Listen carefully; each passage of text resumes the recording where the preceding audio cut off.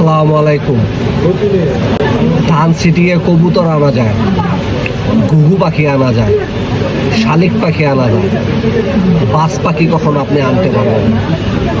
সেরকম বাঘ সবসময় গুপ্তই থাকে, সিংহ সবসময় গুপ্ত থাকে, কুকুর সব সময় চিল্লায় বেড়ায়, কুকুর সব সময় রাস্তাঘাটে দাপিয়ে বেড়ায়।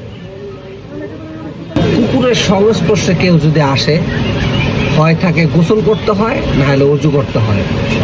আর সিংহ একবারই আসে মজলুমদের জন্য।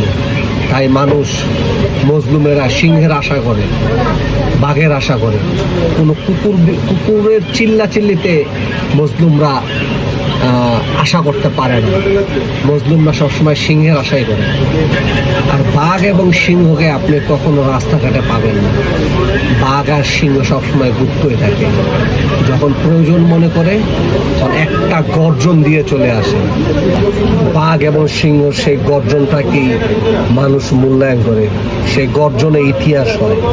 সেই ইতিহাস হয় ৩৬শে জুলাই, সেই ইতিহাস হয় ৯০-৯১, সেই ইতিহাস হয় ১৯৭১, সেই ইতিহাস হয় ৫১-৫২।